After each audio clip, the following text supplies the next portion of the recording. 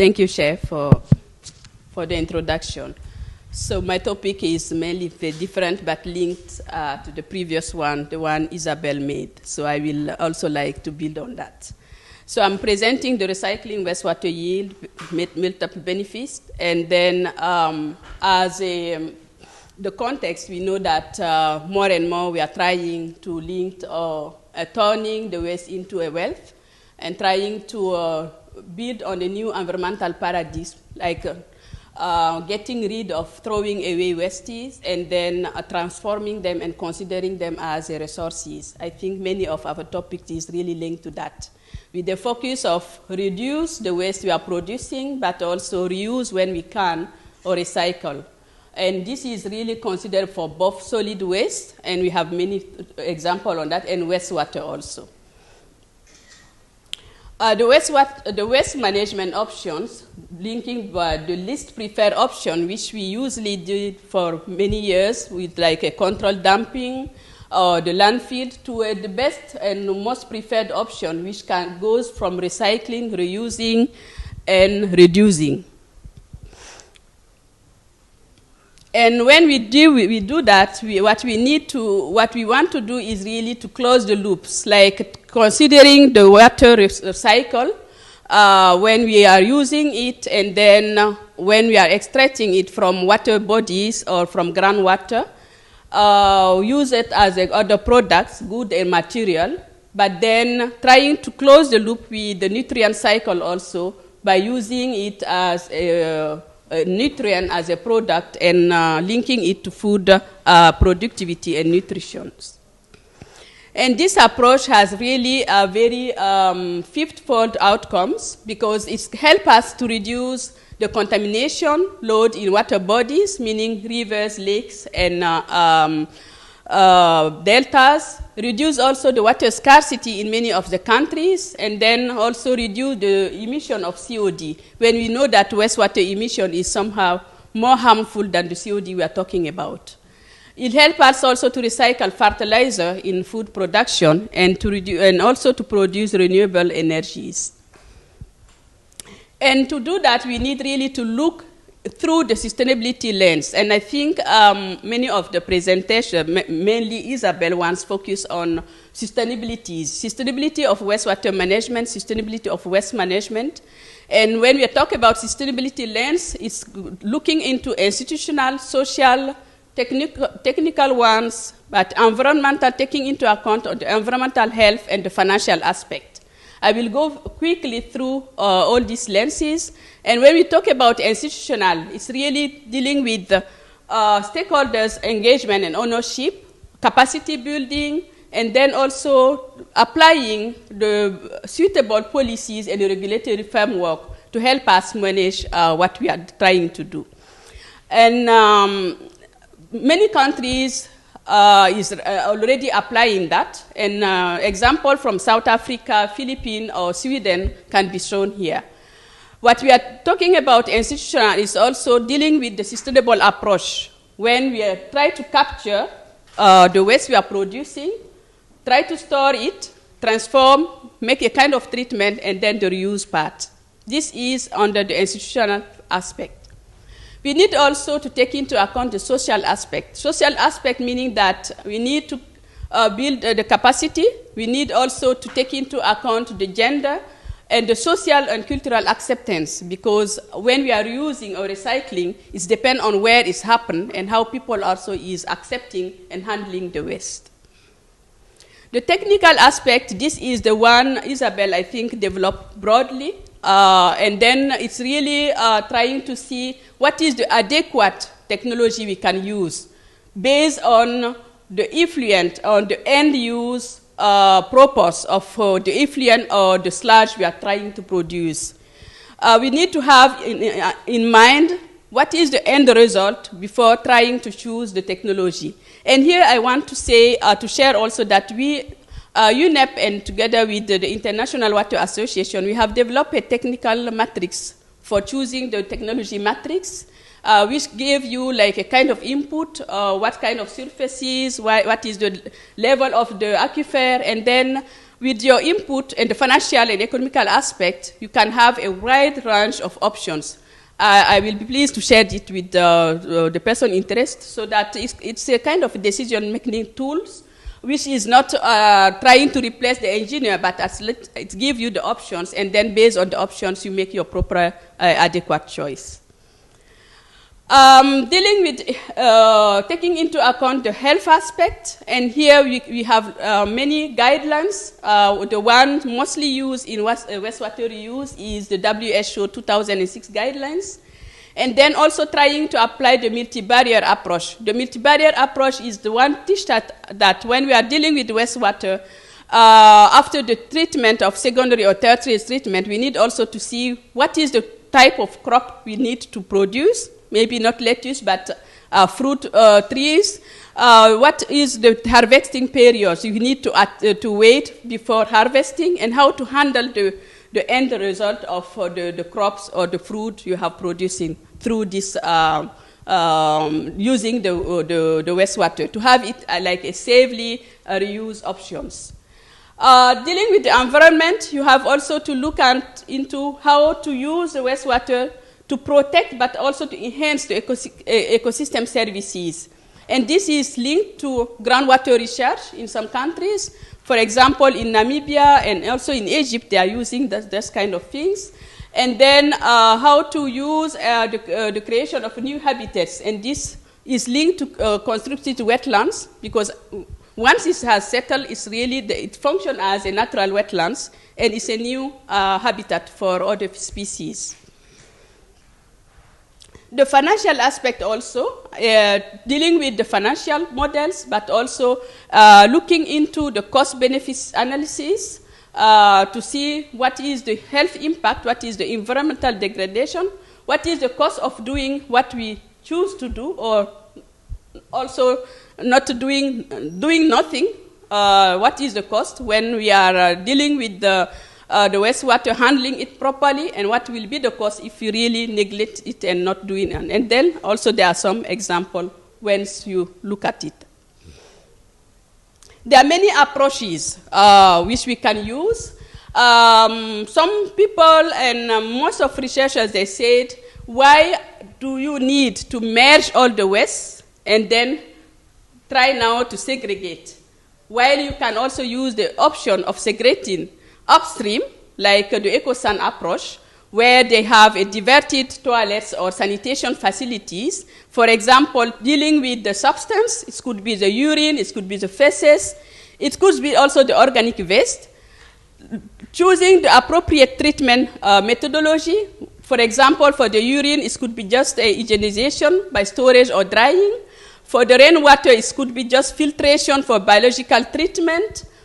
For the gray water coming from our shower or our kitchen, it could be like dealing with constructed wetland, pond system, biological treatment.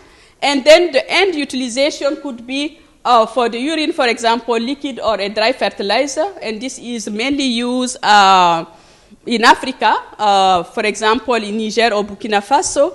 And for example, the organic waste, you can do it, treat it like kind of composting using anaerobic digester, and then it could be utilized as a soil improvement or biogas production. So this is also another approach. When at upstream, you choose what is the end result you want to use it, and then choose the appropriate way of handling it. When you want to shift from the waste removal and focusing on the resource recovery, you need to look at the resources from the extractor and wastewater. What can be extracted from that? There are the water, there are the nutrients which you can have, there are the organic matters, but also the production of energy. The resource management option, whilst you choose your resources, which one you want to handle, the resource management option could be either the water recycling for potable water. Many countries like Singapore or Namibia is treating their wastewater in the way that it could be re-injected into the network for potable drinking water. Los Angeles included. And some are treating for flushing or industrial for gardening and the public green areas. Or the water and nutrient reuse, if this is the option, then you need to see what kind of agricultural irrigation. Is it for aquaculture? If it's only focusing on the nutrient reuse, what is the solid fertilizer or the liquid fertilizer? I talked about the EcoSan earlier on. Is it the energy generation we want to have from that? So it could be the biogas or the biomass production. Or is it the ecosystem services, groundwater recharge or wetland, constructed wetland, or other options like the protein feeds or the building material? It's not exclusive because you can choose to have all this, but it depends now on the treatment and how you can combine the options. And based on your resource management options, then you have the technical system to apply. Should it be a decentralized or centralized? We have seen a presentation earlier on. Is it the sludge you want to manage? Is it kind of on or off-site treatment? Or a septic tank or a constructed wetland? Or is it a sewage? And then choose also on the waterborne excreta management, what kind of technology you have up there. And the potential multiple benefits you can have is really the health protection side, if it's well handled, because you are not dumping waste into the water bodies, which at the end can be used downstream by population, not knowing that upstream is really polluting them, because maybe they don't have the means to treat or to analyze, sample this water. So for them, they are seeing a clean river and lake, but maybe which is highly polluted. The environmental protection, the livelihood, dealing with food security and energy security. And I will develop it further. One study done by OECD in 2011 have shown that when you are just dealing with water, the benefits is lower. And when you are dealing with water, but also the sanitation aspect, you increase a bit the benefit when you add the hygiene part of it. But when you deal with the wastewater treatment, you treat it, you really multiplied the benefit you are gaining from the technical investment and the treatment options.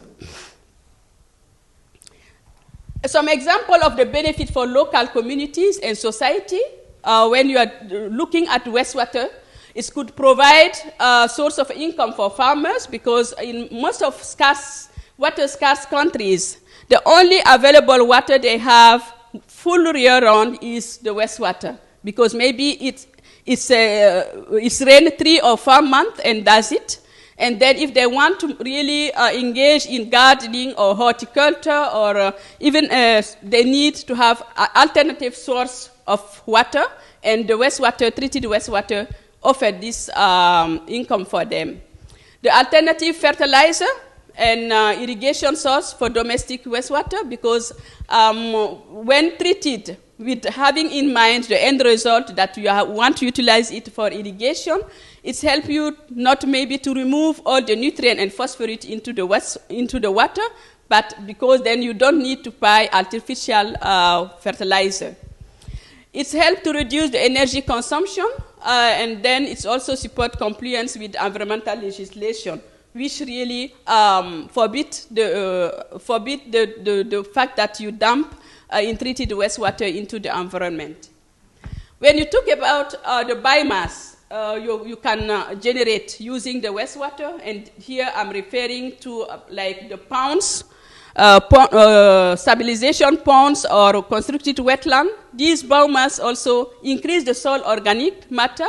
It's increased income from improved biomass. It's give opportunity to produce renewable biomass for local heat, and I will give an example later on.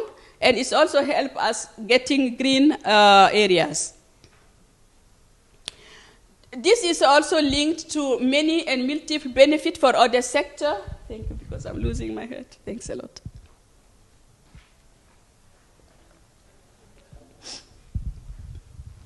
It's also help us link with other sector. What kind of benefit other sector is gaining from this holistical view and approach in managing wastewater? For the energy sector, for example, both wastewater and the sludge and the biomass produced through it can be an efficient and renewable source of energy. For the water sector, it helps us reduce the freshwater withdrawal, because instead of taking the freshwater from water bodies or groundwater, you use alternative, no conventional water, which is the treated or reclaimed water. It contributes to groundwater recharge. For the economic purposes, it creates income and job opportunity for many people, the people dealing with the treatment, but also the people dealing with the other field or reuse or gardening using these available waters.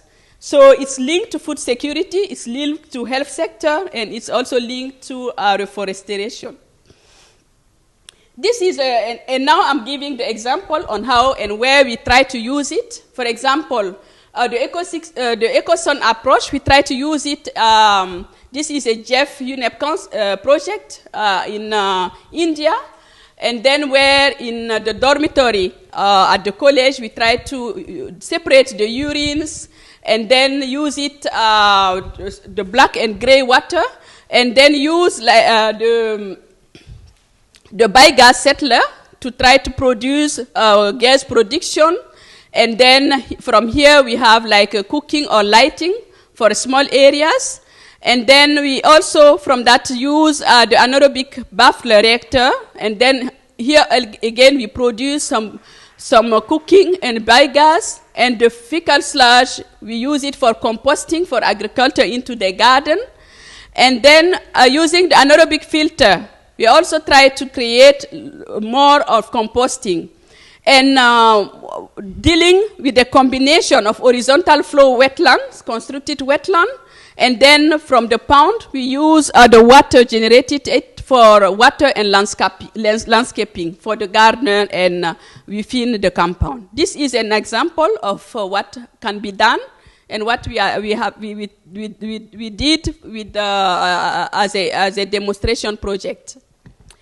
This is also another example where we said when you try to close the loop, because from the settling, you can have all the wastewater directed to the wastewater and sewage sludge treatment plant, and then the sewage sludge or pre-treatment wastewater could be used on the landscape application, and then to produce some biomass which can be harvested.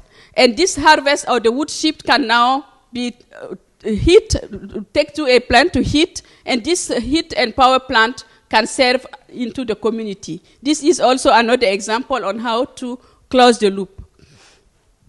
Another example from Bolivia, where they are trying to use the urine diverter dry toilet, and then, for example, instead of having water to flush the toilet, they use a dry toilet. And then they collect it as a community. And then for this collection, they try to, they have a central collection. And from that, you dry, it has to be kept for a certain period to really make it safe for use as in the agriculture. And they make also other products. So it's helped them really to have other income generation revenues. Another example is in Brazil, where we have also trying to make a holistic and poultry, where we have the soil waste, which can be used to produce in aquaculture to feed the fish. And then we have a dog lagoon, which can also use to feed the feeds. And then from that, we create, link it to having a kind of small generator and lighting for the same area. And this can be used at the small community level or at the household level. In Niger, in sub-Saharan Africa, it's the same duckweed which we try to use to clean water in a stabilization pond.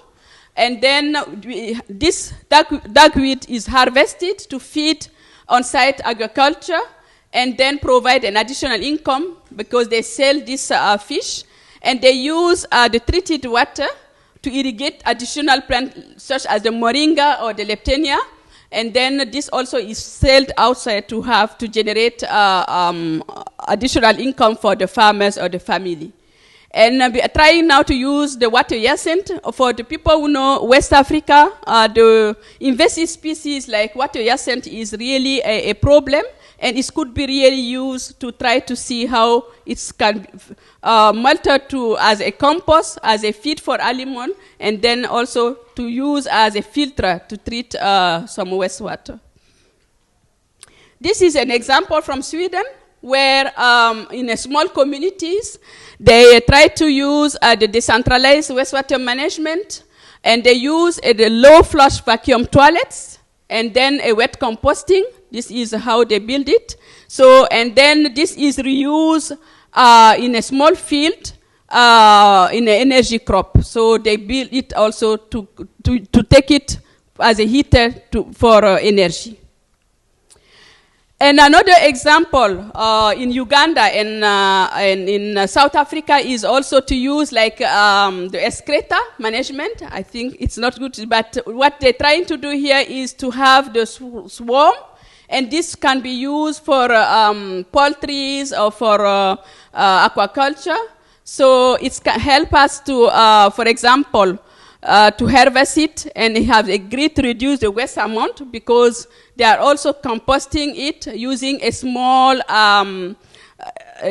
unit to really transform the excreta and then produce a kind of protein for other either poultry or aquaculture. And this is when you talk about how you can make the limb. This is a study we are doing together with the Stockholm Environmental Institute, where when you talk about an urban center, the wastewater or the organic solid waste you are creating, it could be either goes to the septic tank or discharged into the canal, and then from that you have the water cleaning, you can use it. So you harvest this plant where you put it in a facility, and this facility can be either all the biogas or the sludge you are generating. So this can be transformed to have a kind of biogas for fuel or electricity, which goes back to the urban settlement. And the fertilizer, being diverted by the urine or by the discharge, the fertilizer of the treatment process, can be used in a field for agriculture. And this can help produce the food and the fiber. And then it's help really to close the loop on water security, food security, and energy security. And my last example is from Spain, and this is just a quickly one, where we try to see in Logobrega river basin.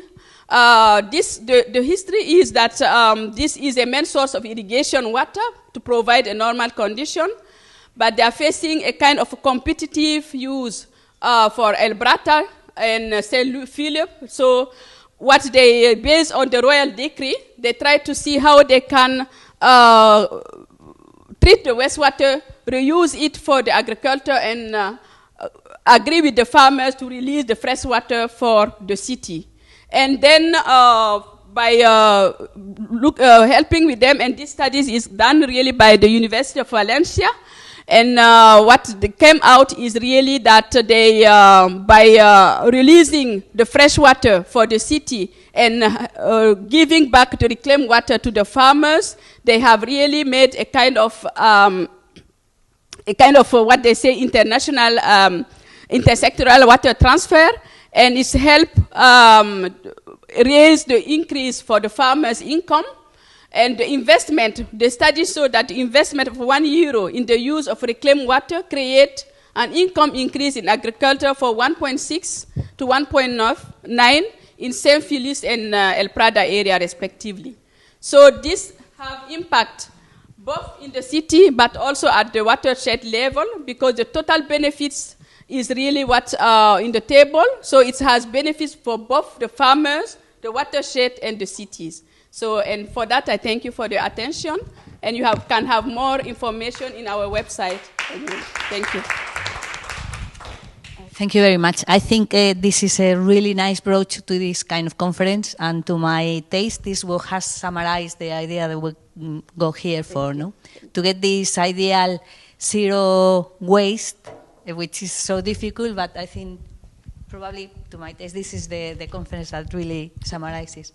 Thank you very much. I was going to ask you for the email. I've got it here, so I don't ask you. Anybody wants to ask any question or?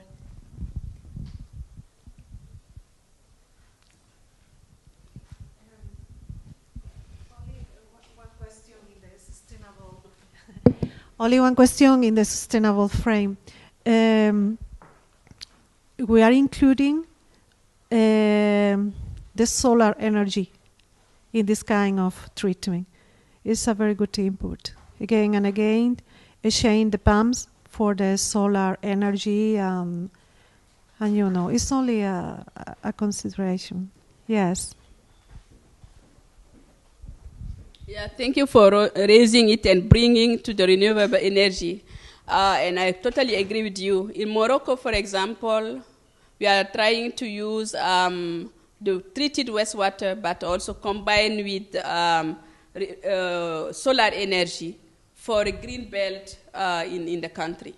And in the area or countries where the solar is really where we have, what we have, this is a good combination. Thank you for raising it.